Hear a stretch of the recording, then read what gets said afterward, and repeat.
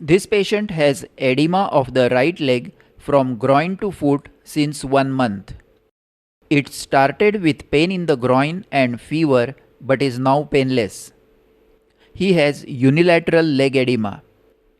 Acquired unilateral leg edema may be due to venous obstruction or lymphatic obstruction.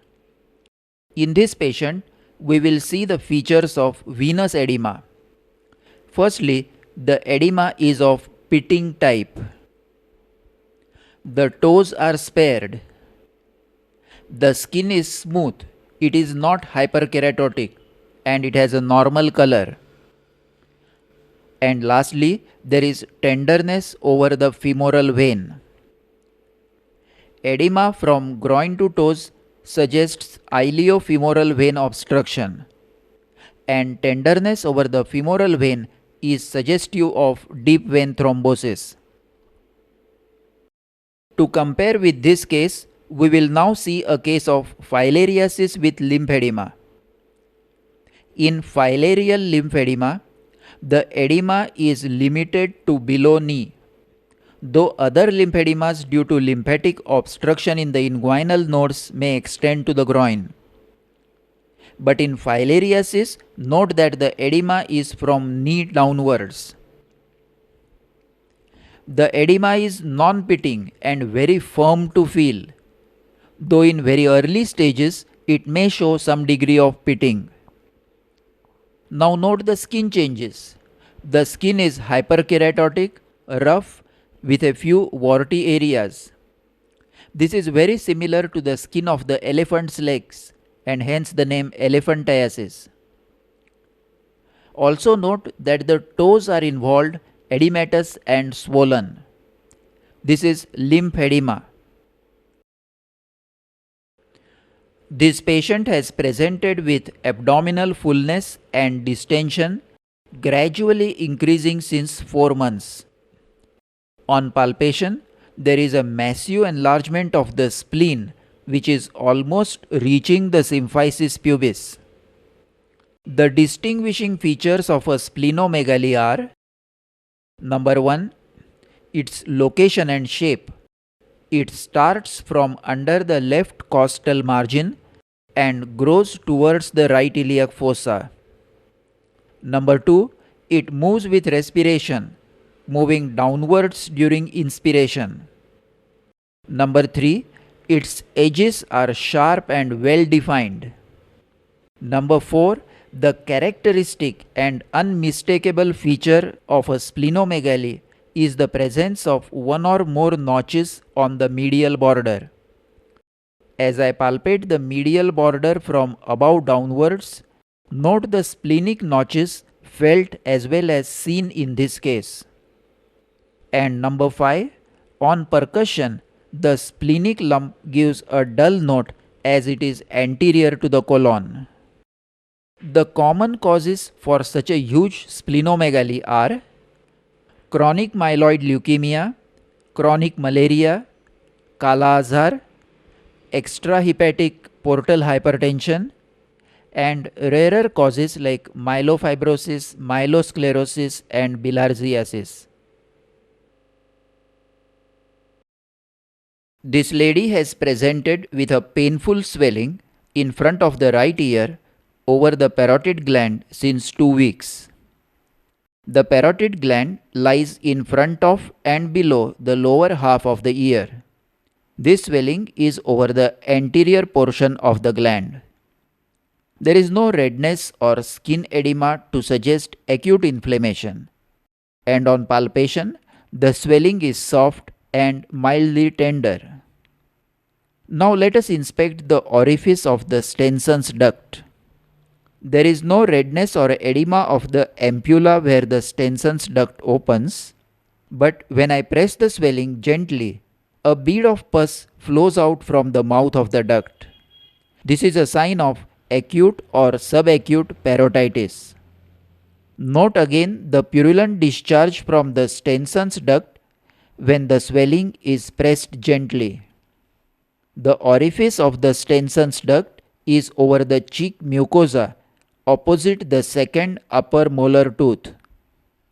Bacterial infection of the parotid gland is usually a staphylococcal infection caused by poor oral hygiene, dehydration, or partial obstruction of Stenson's duct by a stone or scar tissue. This was subacute parotitis with purulent discharge through the Stenson's duct. This child was brought by the parents for persistent nasal discharge from the right nostril for over 1 month.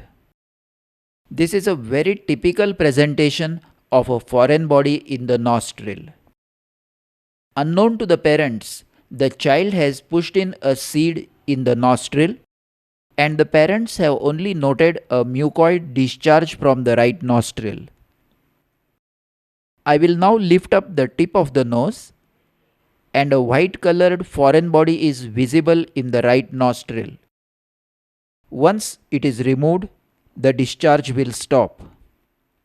The take home message is that when a child complains of persistent unilateral nasal discharge, suspect a foreign body in the nostril. First, note the color of the sclera of this patient. The deep yellow color of deep jaundice. The depth of the color is directly proportional to the serum bilirubin levels. Such deep jaundice without any toxicity, no fever, no ill look, normal appetite, and stable hemodynamics is seen in obstructive jaundice. A patient of infective hepatitis with so deep a jaundice would be very ill, and hemolytic jaundice is generally mild, never so deep. Now we shall examine the right hypochondriac region. Here we see an enlarged gallbladder which is not only palpable but is big enough to be visible. The lump has all the clinical features of an enlarged gallbladder. It has the typical smooth oblong shape of the gallbladder. It appears from beneath the tip of the right ninth rib. It moves with respiration, and it moves with the liver, which is just palpable. So it is a distended gallbladder in a case of jaundice. Courvoisier's law states that when the gallbladder is palpable in a jaundiced patient, the obstruction of the common bile duct causing the jaundice is unlikely to be a stone, because in a case of gallstones, previous inflammation will have made the gallbladder thick and non-distensible. So clinically, in this case, we should be highly suspicious of a CBD obstruction due to a growth in the head of pancreas. Onychomycosis. Infection of a nail and nail bed with dermatophyte fungi is termed as onychomycosis or tinea unguium. The nail bed is involved first, and then the nail plate shows changes. There is yellowish white thickening of the nail plate with onycholysis or the separation and elevation of nail plate from the nail bed. Note the thickening of the nail plate of the right thumbnail. In chronic cases, as you see here, the nail plate shows rough irregular surface with longitudinal striations. Onycholysis is common at the distal nail edge. This case shows severe degree of onycholysis where the distal half of the nail is elevated from the nail bed. Crumbly debris accumulates under the elevated nails. Another common feature is the friable and brittle nature of the nails. Combined with onycholysis, the elevated distal edge breaks or splits and gives an eroded or eaten up appearance. The exposed nail bed looks dry and hyperkeratotic. In the next patient, note the dirty black discoloration of the nails. Black or greenish color under the nail plate may occur from secondary colonization from non-pathogenic fungi like Aspergillus. Now note the changes of chronic paronychia in these mycotic nails. There is subacute inflammation of the posterior and lateral nail folds with detachment of the nail fold from the nail plate. The posterior nail folds are affected only in candidial infection, that is, infection by Candida albicans. Dermatophyte infections affect only the lateral nail folds. A superadded secondary bacterial infection may result in acute paronychia. Note the redness and swelling of the proximal nail folds in the middle and ring fingers of this patient. This is due to secondary bacterial infection. Tinea unguium usually affects multiple nails. Single nail affection may be either a very early case or secondary to traumatic damage to the nail. The treatment is difficult and long drawn. Fluconazole 150 mg tablet is given once a week for 6 months if fingernail mycosis and 12 months if toenail mycosis. Other effective drug is terbinafine 250 mg daily to be given for 6 weeks for fingernails and 12 weeks for toenails. If the nail is very badly deformed, it may need nail removal and local clotrimazole lotion application to the nail bed in addition to the oral treatment. Rhinoscleroma. Observe the nose of this patient. The nose looks distended and widened. He complains of foul nasal discharge, which is sometimes blood-stained, and total obstruction of the nasal cavity. He can breathe only through the mouth. The voice has a nasal twang. Now I will lift the tip of the nose and look inside the nostrils. We can see granulomatous tissue filling both the nostrils. This is rhinoscleroma in the second, that is granulomatous stage. In the first stage, that is catarrhal stage, there is rhinitis with watery discharge for several months, which later becomes purulent and foul smelling. In the second stage, the nasal cavity is filled by granulomatous rubbery hard nodules with epistaxis, nasal enlargement, and cartilage destruction. Sense of smell is lost with growth into the nasopharynx. In this patient, the granuloma can be seen in the nasopharynx also. In rare cases, larynx and trachea may be affected, obstructing the airway and endangering life. In the third or fibrotic stage, there is sclerosis and fibrosis with narrowing of the air passages. Rhinoscleroma is common in the second and third decades and is a bacterial infection caused by Klebsiella rhinoscleromatis. The infection is treated by 6 months treatment with tetracycline or ciprofloxacin. Laser therapy of the granuloma to excise the obstructing mass may then be considered. This was rhinoscleroma. Observe the midline swelling over the lumbar spine of this child. This is a meningocele.